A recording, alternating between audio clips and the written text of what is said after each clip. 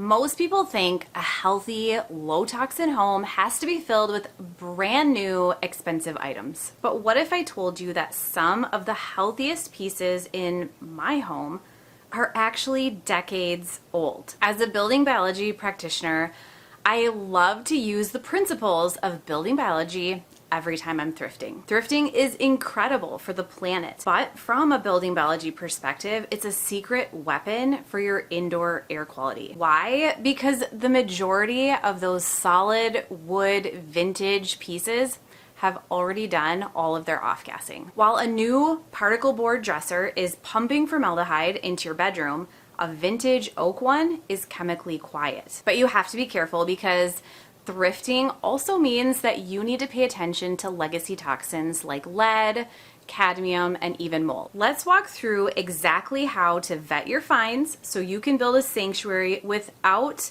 the chemical burden. Welcome back. I'm Amanda. I'm a building biology practitioner and a healthy home expert. And today we're talking about vintage finds and thrifting. So I myself love to walk the aisles of a thrift store, but there are certain toxins you really have to be aware of. And there's a way to shop for vintage items that can be healthier as opposed to just buying whatever looks good. Today, I'm going to walk you through a complete guide on how to find items that are healthy for your house and also what to do with them when you get home to make sure that you're not bringing additional toxins into your space. Many people assume that new is always better when it comes to health, but in the world of building biology, we often find the opposite is true. Most modern, budget-friendly furniture is made from engineered wood, like MDF or particle board, which is held together by formaldehyde resins.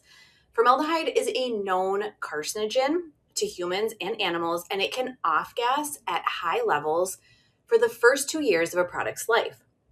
So when you buy a vintage solid wood piece, you are choosing an item that has already stabilized.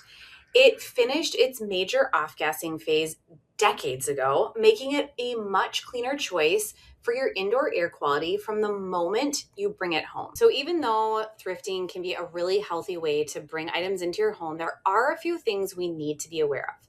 First and foremost, in the kitchen, our primary concern is heavy metals leaching. So many vintage ceramics, especially those made before the late 1970s, utilized lead and cadmium to achieve those iconic vibrant reds, oranges, and yellows. The science tells us that these metals are not permanently locked into the finish. And what this means is that they can be pulled out by heat or acidic foods like coffee, tomatoes, or citrus. Now, according to the FDA, lead is a potent neurotoxin with no safe level of exposure. And this is especially true for developing brains. So this directly impacts building biology principle number 1, which is to minimize toxic exposure in our most intimate spaces. Now, when you're at the thrift store, you want to look for a few red flags. First, I want you to avoid the brights. These are those deep reds and oranges that we talked about. These are high risk for cadmium. The second thing you can do is run your finger over the pattern. If it feels like a raised sticker, it's likely a decal applied after firing, which leaches much more easily. The last thing I want you to look for is, it's called crazing, and it's those tiny spider-like web cracks in the glaze. These cracks provide a direct path for lead to leach out and for bacteria to hide. So for daily use, I always recommend sticking to something that's a clear glass like Pyrex, which it's chemically neutral and it's incredibly safe. If you will be looking for vintage toys or vintage items, we have to keep kids in mind. Children are our most sensitive population. And this is because they breathe faster and absorb toxins through their skin more readily than adults. So vintage plastic toys from the 70s and 80s are a major concern because they often contain high levels of lead and phthalates. Chemicals used to make that flexible plastic are known endocrine disruptors. So for the toy box, we want to look towards building biology, and this encourages using natural untreated materials. You want to stick to unpainted solid wood. If you do see wood that's painted and it's a toy from before 1978, it's safe to assume it contains lead, and I would leave it behind. Always shop with your children's health and safety in mind when you're at the thrift store. And of course, the most popular thing at any thrift store are textiles, things like rugs, curtains, clothing. But these act as environmental sponges. So when you buy used soft goods, you're inheriting third-hand fragrance. This is the residual musks and phthalates from the previous owner's laundry products. And because these are designed to stick to fibers, they can actually trigger respiratory issues for years down the road. We also have to consider hidden mold. So a rug that's been stored in a damp basement, it might look fine, but it can harbor dormant spores that will compromise your home's air quality the second you bring it inside. Are you a little unsure about where you even should be starting with a healthy house? Like, what are the first steps? After 10 plus years of hands-on experience, I know what those first steps are, and I know the steps to take that won't have you spending lots of money in the beginning, but will get you excited for all of the changes and all the potential that your house has. The truth is, creating a healthy house doesn't have to be really expensive. It doesn't have to be really complicated.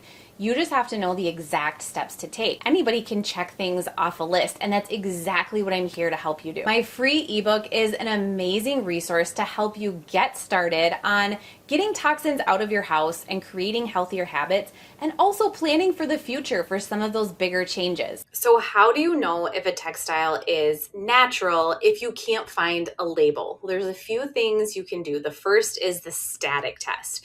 So this would be rubbing the fabric against itself. And if it clings or crackles, that tells you that it's probably synthetic. Natural fibers like cotton and linen, they don't hold a static charge this way. You can also try using temperature. So natural fibers are breathable and feel cool to the touch, while synthetics act as insulators, and they will often feel warm or clammy against your hand almost immediately. The last thing you can look for are some irregularities. Linen often has tiny bumps in the weave, whereas synthetic polyester looks perfectly uniform and almost plastic-like. So moving on to furniture, to support Building Biology Principle 22, we want materials with a neutral smell and no toxic off-gassing. Avoid older upholstered furniture made between 1970 and 2014, as the foam was almost always treated with toxic flame retardants that break down into your house dust, and they interfere with your thyroid health. For hard furniture, always aim for solid wood, and you'll want to check the grain on the edges. If the grain flows through the thickness of the board, it's solid. If you can see kind of a sandwich of wood chips, this means that it's particle board held together with formaldehyde glue. So once you get things purchased and you're getting them home, we want to detox some of these things that we bring home. So the first would be any textiles. Once they're home, you need to clear the chemical history that is absorbed in these textiles. So a standard wash isn't going to be enough to remove that third-hand fragrance. I recommend a strip soak. You can fill a tub or a laundry basin with warm water and a cup of baking soda or white vinegar. We don't use these two together as they cancel each other out. You'll let the item soak for several hours. This breaks down the oils and the waxes from old fabric softeners. Then after washing with a natural non-toxic detergent, you want to hang them in direct sunlight for a full day. The UV rays are nature's best purifier. They help break down VOCs and kill lingering mold spores naturally. Now, once you get furniture home, you'll want to use a mixture of high-proof vodka or a white vinegar and water to wipe down the entire piece, including the inside and underside of any drawers. This is where musty smells can linger. So if the piece is solid wood, but you're unsure about the safety of the old stain or finish, you can just seal it in and almost encapsulate it. You would apply a 0 VOC sealant or a simple natural beeswax. This creates a physical barrier. This can also prevent any old chemicals or stains from off-gassing into your bedroom or your living room while you're sleeping or enjoying your time. It ensures that your thrifted treasure truly supports your health and your wellness. Another thing you can do is allow time for off-gassing. So in building biology, we distinguish between off-gassing, which is the new smell of fresh chemicals, and out-gassing, which is the release of toxins as materials break down over decades. So MDF furniture is at its peak toxicity within those first 2 years.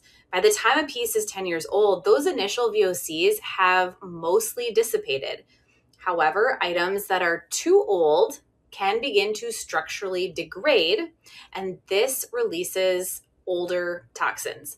That golden window for thrifting is often items 10 to 20 years old. They're made of solid materials and they've moved past that initial chemical dump but haven't started to decay. And you can leave these items outside when you initially bring them home to allow some time for them to off-gas a little bit into the air outside before bringing them into your indoor climate. So your most powerful diagnostic tool is your nose. You want to pay attention to chemical smells when you're shopping. For example, if a dresser smells like, say, a bottle of perfume or a harsh cleaning agent, it's possible that they have used these items to hide a deeper issue like mold or smoke. A healthy item should have a neutral or faint natural wood scent. And if you detect musty, earthy odor, that is a biological signal for mold. So even if the item looks clean, those spores are embedded in the pores of the material and they will contaminate your indoor environment. So if you find a piece, you love the piece, but you're really worried about lead, you can actually use a DIY lead test kit. These involve swabs that turn pink or red in the presence of lead. When testing, you want to look for a spot that is already chipped or worn because testing the smooth, unbroken glaze won't always give an accurate reading because the lead might be trapped underneath. So remember, these swabs are a great screening tool, but they are not foolproof. So if a piece of vintage china fails the test, don't use it for food. It can still be beautifully displayed on your shelf, but I would never use it as something that my children are touching or that food is touching. More modern legacy toxins include PFAS or forever chemicals. So in the 90s and early 2000s, it was very popular to treat couches and rugs with heavy stain repellents. These chemicals are designed to never break down, but they eventually flake off into your house dust, where your family inhales them. Research suggests these are endocrine disruptors that stress the liver. So when thrifting any sort of soft good, avoid things marked with stain proof or easy to clean.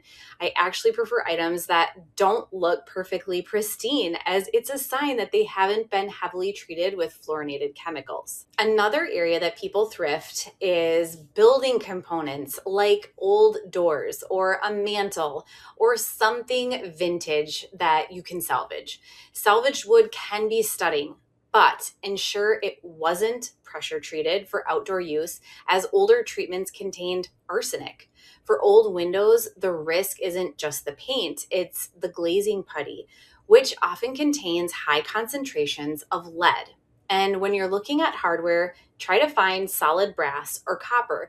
These materials are naturally antimicrobial and they don't have any sort of mystery metal plating found in the cheaper modern hardware that can contain nickel or other allergens. So to be a successful low toxin thrifter, I recommend putting together kind of a healthy hunt toolkit. It would be maybe a flashlight. This is essential for checking dark corners of furniture for mold or pest treatments. Maybe a small magnifying glass. This can help you see if a fabric has a natural weave or a synthetic mesh, and it lets you spot the difference between real wood grain and printed plastic veneer. You can even carry a few lead swab tests and a small spray bottle of a water mixture to do a quick spot test to clean the item before it even touches your car's upholstery. I really feel that thrifting isn't just a budget choice. It's a way to reclaim the high quality natural materials that were standard before our homes became so chemically complex. By taking that extra 5 minutes to check a wood grain or test for static, you're being a gatekeeper for your family's health. As always, thank you so much for being here. If you did find this video helpful, definitely give it a like, and be sure to subscribe to my channel because I'm here every single week with new tips and new ideas on how to create a space that truly supports your health and your wellness.